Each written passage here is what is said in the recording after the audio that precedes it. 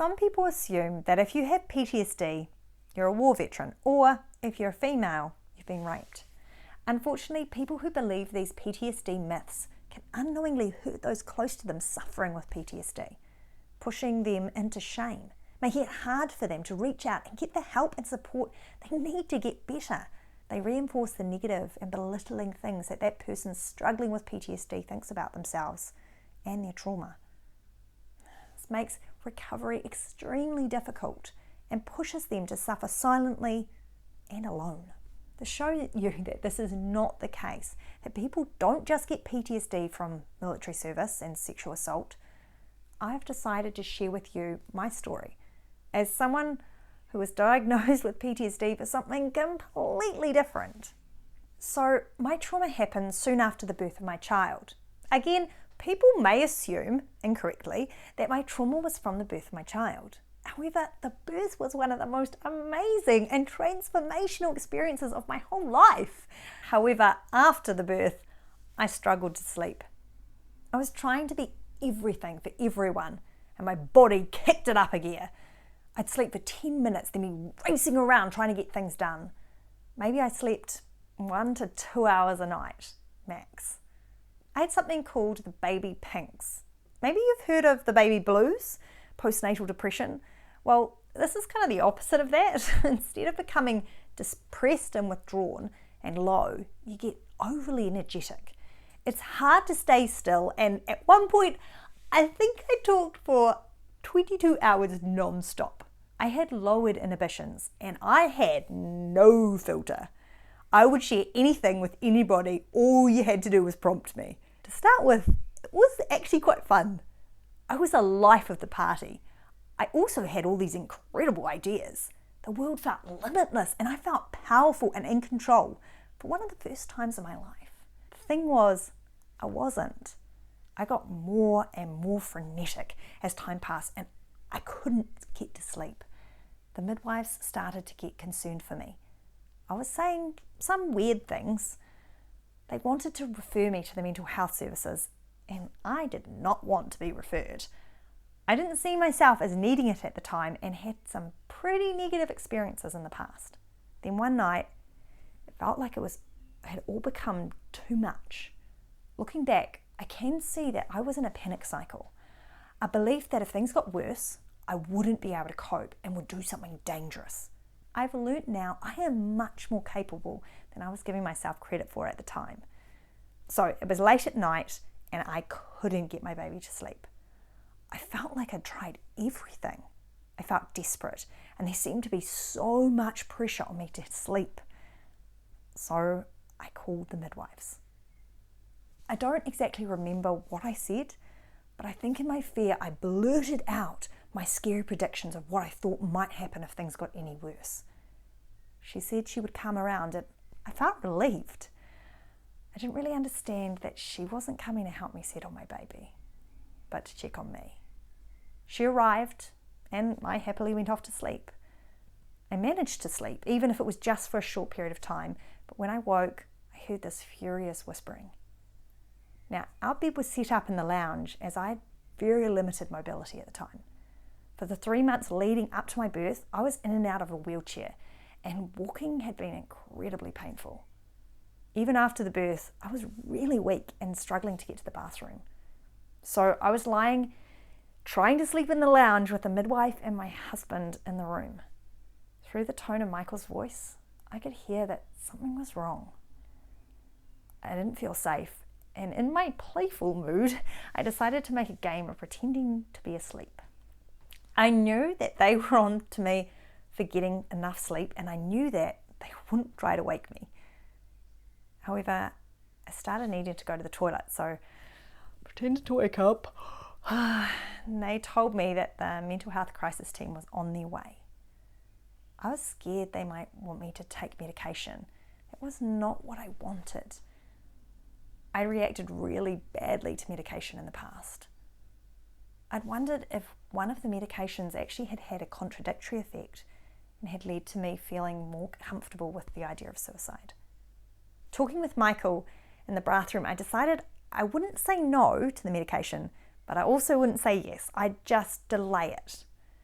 I also decided to continue to pretend to sleep. So I went back to bed and I closed my eyes and I pretended to sleep. Lying in my bed, I heard the crisis team arrive. I heard the man's boots as he walked through my house, past my bed and into the kitchen. He sounded huge. Then I listened as he talked to my husband about medicating me. From the sound of things, I'd been sectioned. It was unclear what powers that gave them. Could they take me away? Could they lock me up? I didn't know. He told Michael to make sure I took the tablets, checking under my tongue to make sure I'd swallowed them. Knowing that I didn't want to take the medication, hearing this was very scary for me, especially with the vague section in force. The forceful nature of the situation and the determination to get medication into me, even if I didn't want it, left me feeling powerless and out of control. He talked about them coming down pretty hard on people when a baby was involved. From that, I believed that if I didn't take the medication, that Maximus, my son, would be taken away from me. Finally, he left and I got up. I didn't realize the midwife was still there. She went through the plan to medicate with me.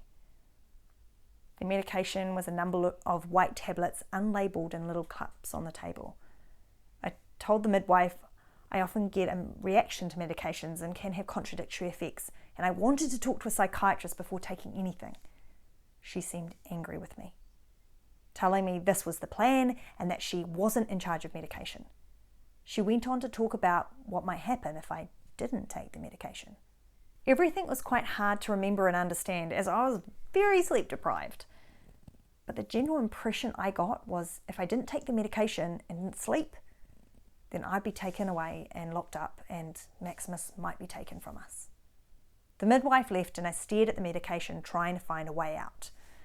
I didn't want to take the medication, but I didn't feel like I had a choice. I took one of the pills, hoping that would be enough to placate them, and I cried while I took it, not knowing quite what it was and what it would do. What it would do to me, what it would do to Maximus through my breast milk. I didn't end up being locked up, and Maximus didn't get taken away from me. I did have a scary visit from Child Services as someone had filed a complaint about me. Thankfully, with my family supporting me, the people who had come quickly dismissed it. The mental health services unhelpfully mentioned I could die if I didn't sleep, and pushed pretty hard for the medication after that time, saying they didn't want it to get to a point where I no longer had a choice and had to take medication. I took this as a threat that they could physically force me to take it. I didn't end up taking any, and I did get sleep eventually. These interactions reinforced my fears rather than relieving them. This is my story. From that experience, I got PTSD. In the weeks and months afterwards, I got flashbacks where I relived that night and the following interactions over and over again, vividly remembering hiding under my covers and the big boots on the wooden floor, having arguments in my head with psychiatrists about not wanting to take the medication. A few months after that, I was diagnosed by a psychiatrist as having PTSD. This was important for me as it validated how traumatizing the experience had been for me. Now, it may not be what you would expect as a cause of PTSD. Being a person who works in a mental health clinic, the irony of mental health care causing mental illness was not lost on me. It's so important to understand that there are many experiences that people experience as traumatic. It may not be something you might have found traumatic. However, if it was traumatic for them, they need love, support, and compassion to work through their PTSD. I'm very lucky to have people around me who did just that, and with their support and a lot of hard work on my part, I no longer have PTSD. I'll tell you more about how I got to that point in the coming weeks, so subscribe to the channel and push that notification button so you can find out how I did that. As I've said before, all trauma is valid. If you want to be the type of person that supports those around you to heal and recover, it's important to open up your view of what can traumatize a person. It is not automatically combat if the person is a large male, or rape if it's a female. A person who assumes these things, as I've said, can minimize their loved one's experience or put them in an uncomfortable situation of having to explain how their PTSD is different.